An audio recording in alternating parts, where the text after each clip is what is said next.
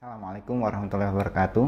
Selamat pagi atau siang atau malam di mana saja Anda berada, para peserta kuliah Kalkulus 2 ya.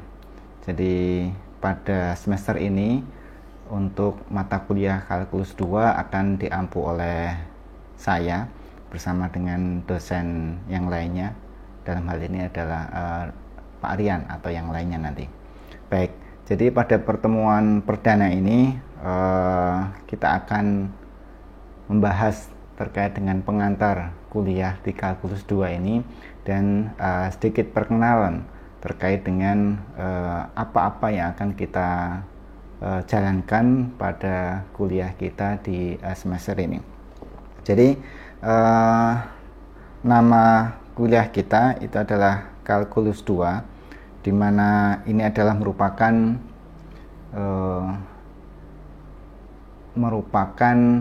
kurikulum wajib yang perlu ditempuh oleh seorang mahasiswa teknik mesin dan industri ya, sehingga ini adalah merupakan mata kuliah basic yang perlu dikuasai sebagai seorang calon engineer, di mana Anda nanti akan kita didik menjadi seorang calon engineer yang profesional. Maka untuk bisa menyelesaikan persoalan-persoalan yang nantinya berkembang di lapangan, di dunia industri, di dunia engineering, maka diperlukan kualitas-kualitas insinyur, kualitas-kualitas calon sarjana yang tidak hanya menguasai persoalan praktikal teknis semata, tetapi juga yang lebih penting lagi adalah bagaimana basis analitis dan fundamentalnya. Sehingga matematika ini nanti mohon ini adalah suatu ilmu yang langka, suatu ilmu yang lama dan kemudian sudah banyak berkembang, termasuk ilmu-ilmu yang pertama-tama kali didevelop oleh para ahli. Maka ini menjadi basis daripada bidang engineering kita.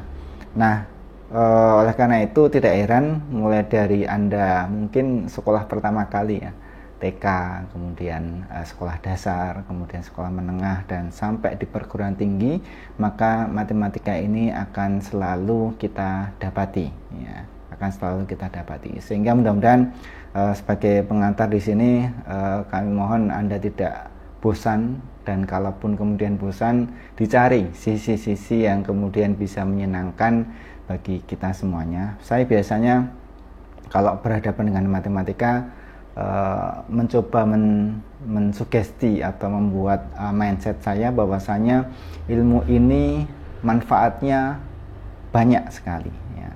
Manfaatnya banyak sekali, dan biasanya manfaat ini akan kemudian kita rasakan atau kita temukan ketika kita banyak berinteraksi ya. Sehingga kalau sudah kemudian berpikirnya itu adalah manfaat, maka ya insya Allah kesulitan-kesulitan itu akan kemudian bisa kita hadapi.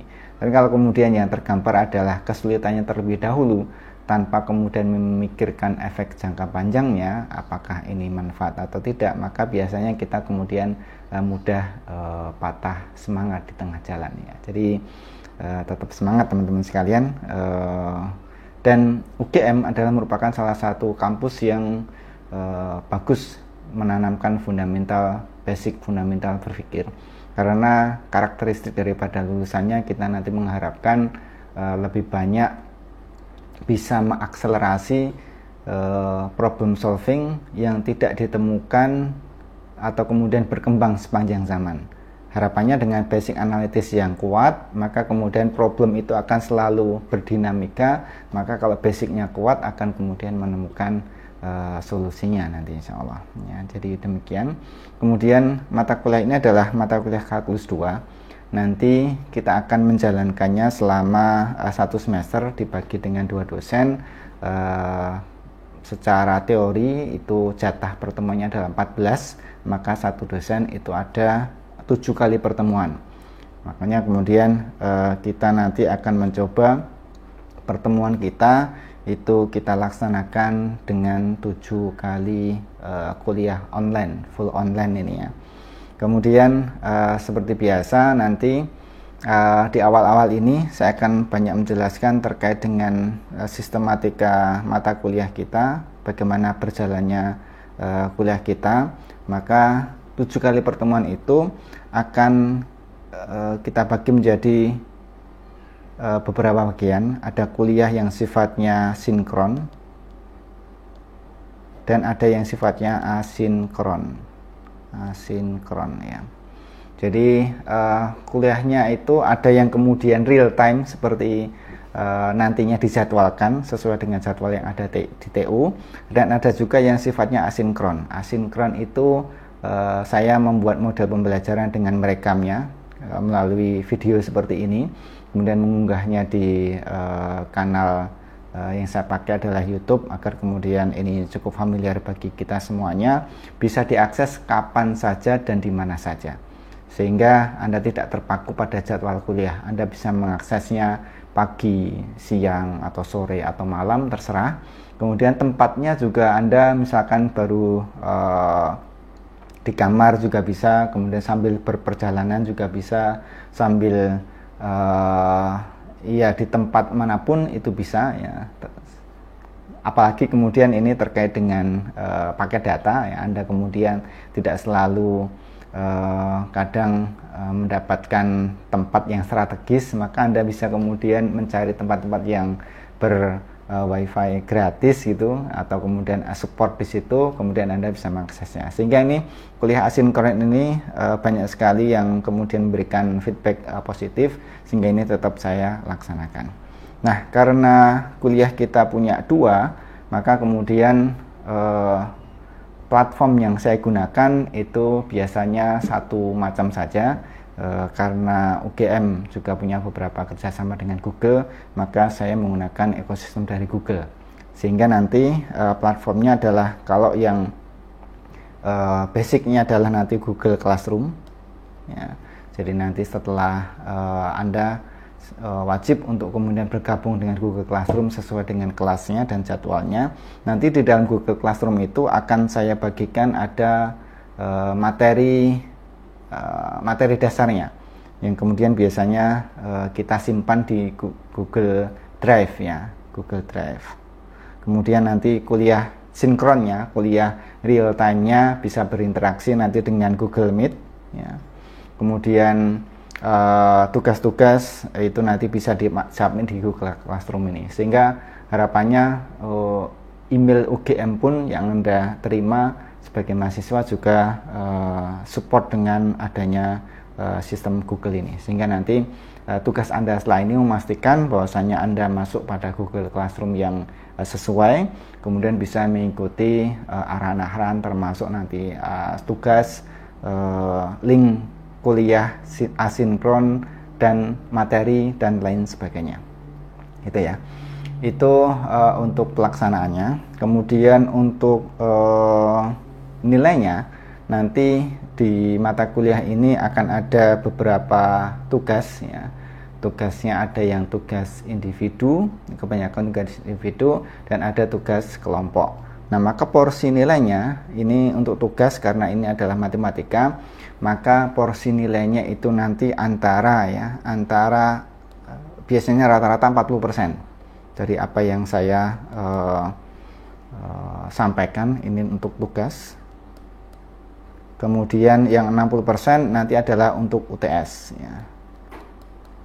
Jadi nanti cukup besar ini porsinya yang 40% ini. Oleh karena itu nanti tugas-tugasnya tolong bisa dikerjakan dengan sebaik-baiknya, karena kalau tugasnya itu sudah bagus, maka ujian Anda kemudian kerjakan dengan kemampuan yang standar, biasanya kemudian mahasiswa sudah bisa kita luluskan dari mata kuliah ini.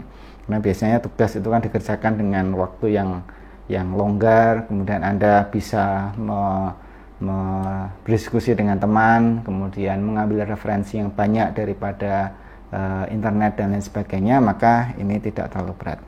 Nah, kira-kira seperti itu nanti mata kuliah yang akan kita jalani. Jadi nanti mudah-mudahan kita semuanya diberikan kesehatan untuk bisa lancar mengikuti kuliah ini sampai akhir dan kemudian mendapatkan hasil yang diinginkan. Baik. Kemudian untuk materi, maka saya menggunakan satu referensi ya. untuk materi, maka saya menggunakan satu referensi, yaitu bukunya daripada yang utama referensinya adalah bukunya James Stewart dan dikarang oleh 3 orang, ini muridnya, Daniel Clegg sama Salim Watson ya. Jadi bukunya berjudul Calculus ya, Early Transcendental. Yang saya punya ini adalah edisi yang ke-9.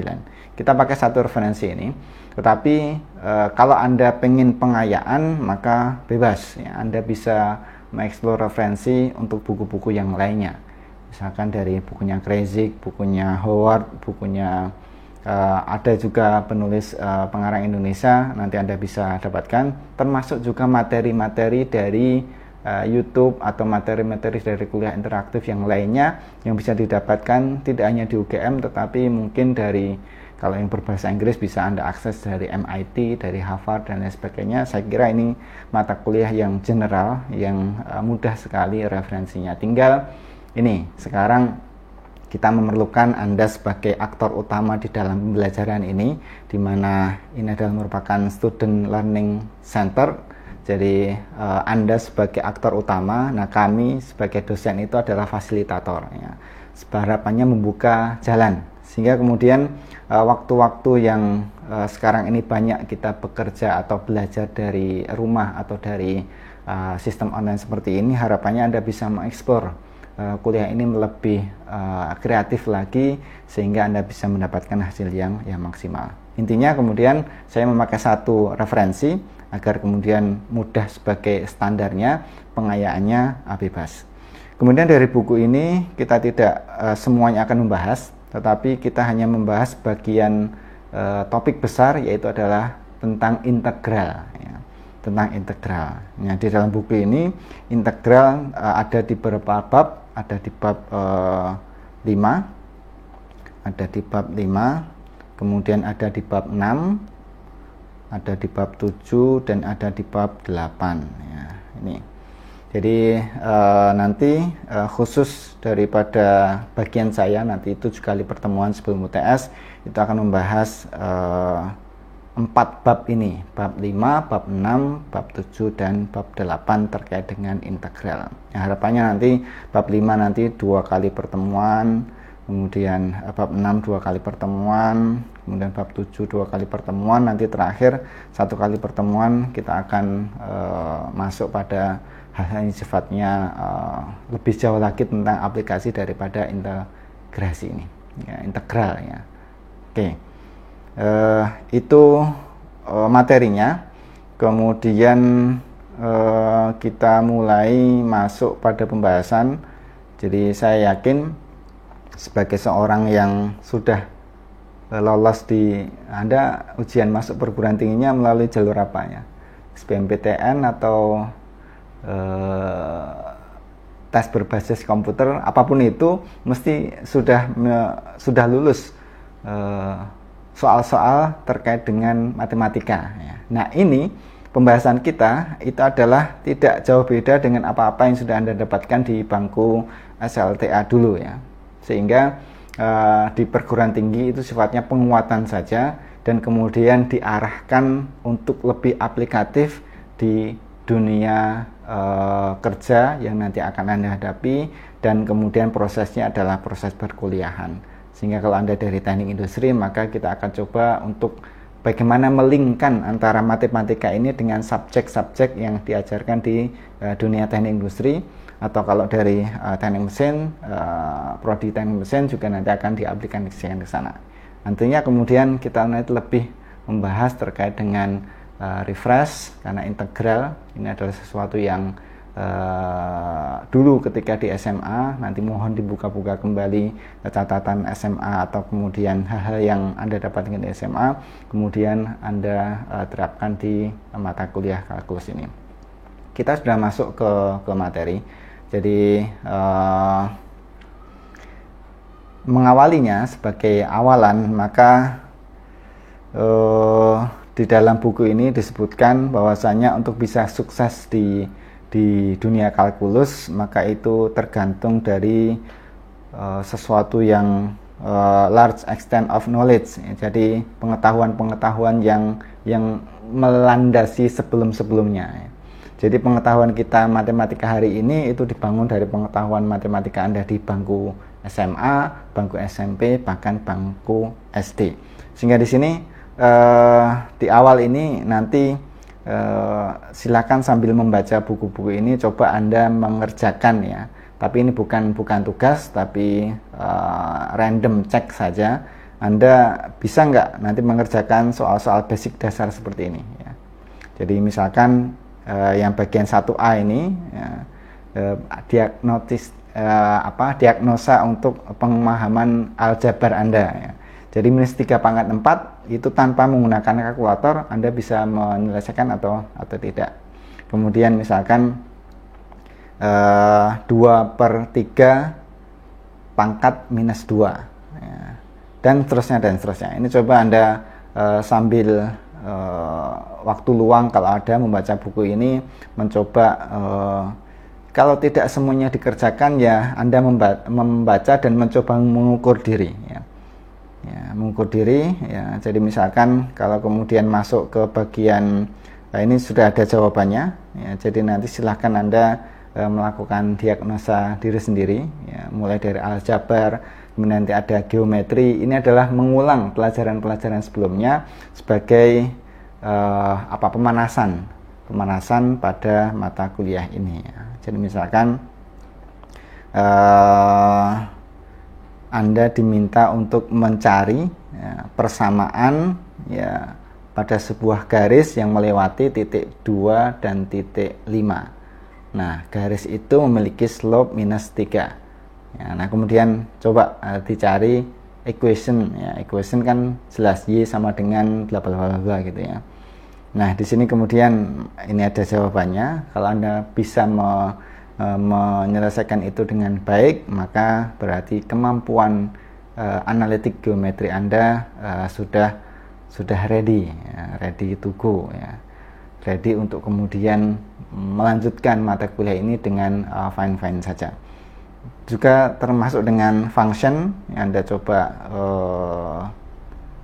baca, kemudian Anda tulis-tulis sendiri, coret-coret sendiri dan lain sebagainya, maka kemudian Anda bisa cocokkan jawabannya dengan yang ada di sini. Nah, sampai nanti terakhir yaitu adalah trigonometri, ya, trigonometri. Yang D adalah trigonometri. Jadi ini nanti bermanfaat tidak hanya untuk khusus kalkulus 2 ini saja, tapi juga nanti di kalkulus 1 atau nanti kalau ada mata kuliah matematika yang lainnya. Nah, jika kemudian Anda mengalami kesulitan, ya, kesulitannya ini bisa banyak. Kalau kesulitannya itu dikit-dikit, ya nggak masalah lah. Tapi kalau kemudian kesulitannya itu sampai berat, maka Anda perlu kemudian mempelajari kembali, membuka kembali appendix D pada buku ini, ya. Demikian, ya. Jadi ini pengantar ini nanti sifatnya adalah Anda harus active learning. Jadi matematika itu kita ibaratkan seperti kemampuan berenang, ya. Jadi kalau Anda mau atau ingin bisa berenang, saya kira Anda sudah pernah mengalaminya. Sebagian besar atau sebagian kecil kita, Anda tidak akan mungkin membaca buku tentang berenang jilid 1, 2 sampai berbuku-buku, tapi hanya menguasai teorinya saja. Anda tidak pernah nyemplung, ya, bahasa Jawanya. Anda tidak pernah masuk ke dalam air di dalam kolam renang tersebut dan kemudian berusaha menggerakkan badan Anda, ya. Sama juga matematika. Kalau kita hanya membaca pengetahuan saja, oh ini soal seperti ini, cara menyelesaikannya seperti itu, berdasarkan teori yang ada, saya hafal begini dan begitu, tanpa Anda kemudian mencoba untuk menuliskan, write down gitu, ya. Nah, maka di sini tips yang ingin kita sampaikan pertama adalah Anda perlu banyak berlatih, ya, praktis, ya. Perlu Anda banyak berlatih. Kemudian yang kedua, nanti dalam tugas itu akan saya minta Anda untuk menulis dengan tangan, ya, writing. Karena saya pun juga di era-era seperti ini itu sudah sangat jarang menggunakan tulisan tangan saya, sehingga kadang ini perlu dilatih lagi agar kemudian tulisan itu kemudian merupakan pengejawantahan komunikasi ide kita, komunikasi hal-hal yang ingin kita pikirkan, kita sampaikan, dan kemudian akan dibaca orang lain. Sehingga kemudian ini saya masih terus belajar. Tulisan saya tergolong jelek, tapi saya tetap berusaha untuk bisa menuliskan dengan sebaik-baiknya ya. Jangan seperti anekdot ya, kalau kemudian biasanya tulisannya tidak bisa dibaca, itu kemudian bakat menjadi seorang dokter ya. Ini mohon maaf kalau ada dokter atau yang memiliki keluarga dokter gitu ya. Ini sekarang ya yang perlu kemudian diperhatikan adalah kemampuan menulis itu sebagai bahasa komunikasi. Dan kalau Anda di bidang matematika seperti ini, maka semakin banyak indera yang kita pakai, maka semakin kuat memori kita atas kegiatan tersebutnya. Kalau Anda hanya membaca saja dengan mata saja, maka itu memorinya tidak akan lebih kuat kalau kemudian dibarengi dengan menulis ya. Apalagi nanti tahap terakhirnya adalah ketika dibarengi dengan emosi, maka itu ingatannya menguat sekali ya. Jadi misalkan Anda belajar tentang integral, kemudian ternyata ada kejadian yang menguras emosi ya. Maka di situ ingat, oh ternyata ketika sedang belajar integral, saat itu saya sedang mengalami emosi ini bisa emosi yang positif banget, ada yang emosi yang sedih banget ya. Ternyata ketika sedang belajar integral, uang bulanan saya sedang tersendat-sendat, sehingga terpaksa saya harus makan, kalau bagiannya kos, makan 1 kali dalam sehari ya. Momen itu ketika kemudian emosi itu terlibat, maka biasanya memorinya akan semakin menguat.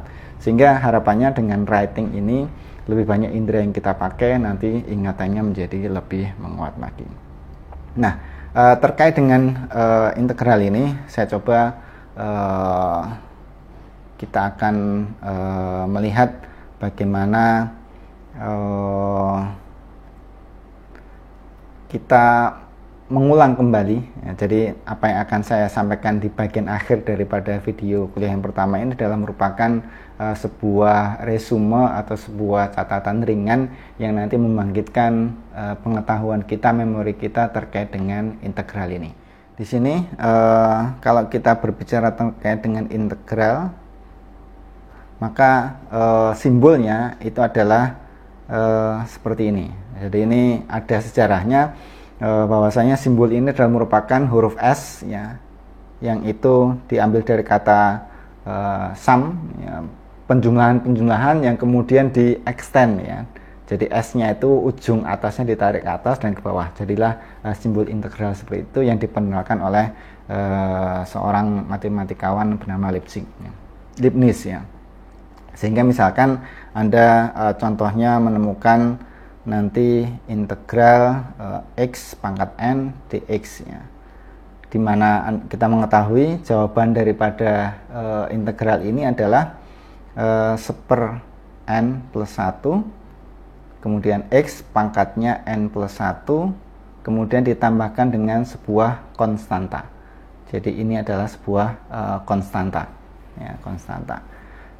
Karena antara ketika nanti bagian jawaban ini didiferensialkan ya, dikembalikan lagi, maka kemudian dia akan kembali kepada fungsi awalnya ya. Nah, kita nanti mengenal ini integral seperti ini, itu namanya integral tak tentu ya. Jadi ini adalah merupakan integral tak tentu. Di sana nanti kita akan mengenal adanya integral tak tentu, kemudian ada integral tertentu. Integral tertentu itu memiliki batas-batas ya. Jadi contohnya misalkan ini tadi, maka ada batas A, batas B, xn dx misalkan. Jadi ada batas bawah, ada batas atasnya. Kemudian nanti ada yang sifatnya substitusi. Ini nanti cara menyelesaikan integral itu bisa dengan substitusi. Oke, Anda sudah mulai bisa mengingatnya. Nah, di sini kita awali dengan contoh ya. Kita awali dengan contoh, misalkan kita punya integral 3x kuadrat plus 5 dx. Ini kira-kira jawabannya apa? Ya. Jadi ini sebagai contoh ya. Jadi seperti biasa kita akan melakukan proses integral ya. Jadi di sini ada 3x kuadrat, dia menjadi 3 per, karena pangkatnya 2, dia 2 tambah 1, x 2 plus 1 plus ya 5 itu karena bagian x nya itu adalah 0, maka kalau kita tulis aslinya adalah 0 plus 1, 5 x 0 plus 1, dan jangan lupa ditambah dengan konstanta ya. Nah di sini kemudian kita bisa selesaikan bahwasanya ini menjadi 3 per 3 itu 1, kita langsung tulis 3x pangkat 3 ditambah dengan 1 per 1 ya 1, 5x ditambah dengan c. Nah ini adalah jawabannya ya. Ini adalah jawabannya. Bisa mengikuti seperti ini. Kemudian contoh yang lainnya, misalkan 2x pangkat 4 ditambah 5x kuadrat ditambah 6x dx ya. Maka jawabannya kembali Anda bisa melakukan dengan proses yang sama. Ini 2 per 4 plus 1 x 4 plus 1 ditambah dengan 5 per 2 plus 1 x 2 plus 1 untuk suku yang kedua. Suku yang terakhir adalah 6 per 1 plus 1 x 1 plus 1, dan jangan lupa ada konstanta di sana. Sehingga di sini Anda kemudian bisa melanjutkan ya prosesnya. Ini sama dengan 2 per 5 x pangkat 5 ditambah dengan 5 per 3 x pangkat 3 ditambah dengan 3 x pangkat 2 plus c. Nah ini contoh untuk integral tak tentu ya. Ini contoh untuk integral yang tak tentu, bisa diikuti kan ya. Oke, jadi ini adalah merupakan contoh-contoh yang biasa kita dapati di bangku SMA nih ya. Jadi ini karena masih muda, jadi nanti sebenarnya prinsipnya itu sudah, dasar-dasarnya sudah kita ajarkan atau diajarkan oleh guru-guru Anda di level SMA, sehingga ini sifatnya nanti pengulangan ya. Oke, ini berikutnya adalah integral tertentu ya. Integral tertentu itu adalah yang memiliki limit, memiliki batas ya. Jadi misalkan kita punya integral dari 2 sampai 5, fungsinya adalah x pangkat 3 dx ya. Jadi ini sudah memiliki nilai tertentu ya. Jadi kalau yang awal tadi jawabannya adalah sebuah fungsi ya, fungsi. Kalau ini nanti jawabannya adalah sebuah angka, sebuah nilai ya, sebuah angka. Nah ini kalau diselesaikan Anda bisa mendapati bahwasanya nanti ini adalah 1, 3 plus 1 x 3 tambah 1 ya, yang memiliki batas bawah 2, batas atas adalah 5. Kalau kemudian diselesaikan, maka ini adalah 1/4 x pangkat 4, batasnya dari 2 sampai dengan 5. Kalau kemudian diselesaikan adalah ini 1/4 dimasukkan 5-nya pangkat 4 dikurangi dengan limit awalnya, yaitu adalah 2 pangkat 4 ya, sehingga ini sama dengan berapa ini?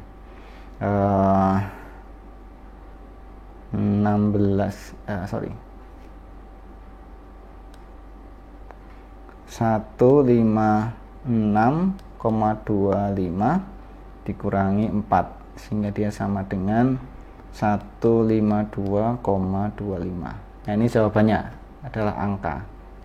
Jadi kalau integral tak tentu nanti hasilnya adalah sebuah fungsi karena dia masih mengandung variabel. Sementara kalau integral tertentu punya batas bawah dan atas atau batas awal dan akhir, itu kemudian memiliki definite ya, nilai tertentu dan dia adalah sebuah angka. Ya. Contohnya bisa Anda kembangkan ya.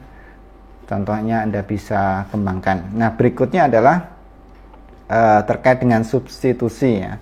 Jadi kalau di diferensial kita atau derivatif ya, turunan itu ada aturan rantai ya, ada aturan rantai. Nah, maka di integral itu memiliki suatu aturan yang ditemukan oleh para pendahulu kita, para peneliti, itu adalah aturan substitusi. Nah, biasanya ini diterapkan pada integral yang kompleks ya. Jadi ada substitusi.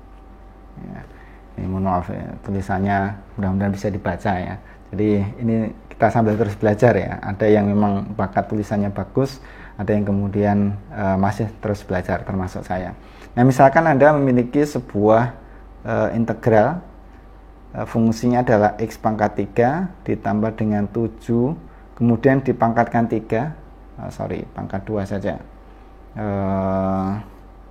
kuadrat dikalikan dengan 3x kuadrat dx. Ya. Jadi di sini ada seolah-olah ada dua fungsi ini ya. Fungsi pertama, fungsi kedua. Ya. Nah, itu nanti kita selesaikan dengan metode substitusi ini. Kita nanti akan menggunakan substitusi dengan permisalan adalah u. Ya. Maka u ini sama dengan yang di dalam itu x pangkat 3 plus 7 ya. Maka kemudian du per dx itu sama dengan, ini derivatifnya itu adalah 3x kuadrat. Adapun 7 konstanta, kalau diturunkan dia adalah hilang atau 0 ya. Kemudian dari sini kita bisa dapatkan du sama dengan 3x kuadrat dx ya. Nah, ini kemudian kita substitusikan ke sini ya. Jadi kita substitusikan ke sini sehingga Anda bisa melihat bahwasanya ini nanti adalah u, kemudian kuadratnya masih ada, kemudian bisa dilihat ini 3x kuadrat dx itu adalah ini ya, sehingga dia adalah du. Nah, dengan demikian kita akan lebih memudahkan. Jadi ini matematika itu kadang perlunya banyak berlatih itu dalam rangka untuk memancing kreativitas menuju kepada solusinya ya. Sehingga kalau sudah seperti ini, saya yakin Anda sudah bisa meneruskan. Ini nanti adalah sama dengan 1/2 plus 1 U2 plus 1 DU.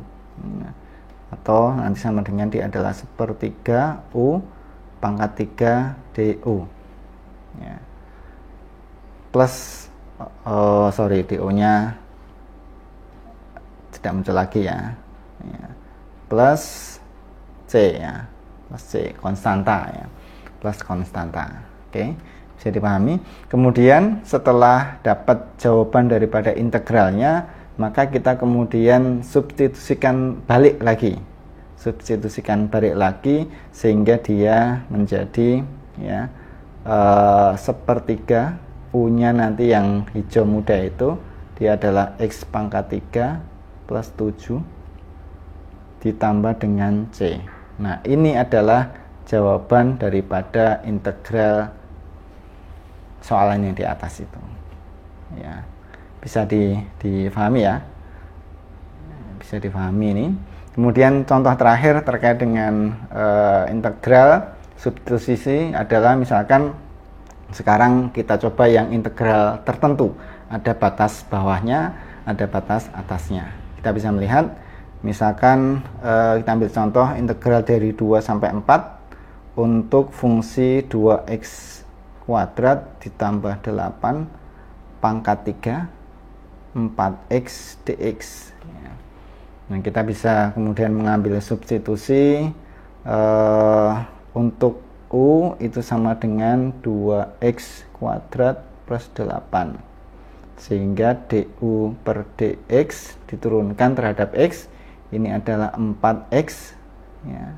Sehingga DU itu sama dengan 4X DX. Ya.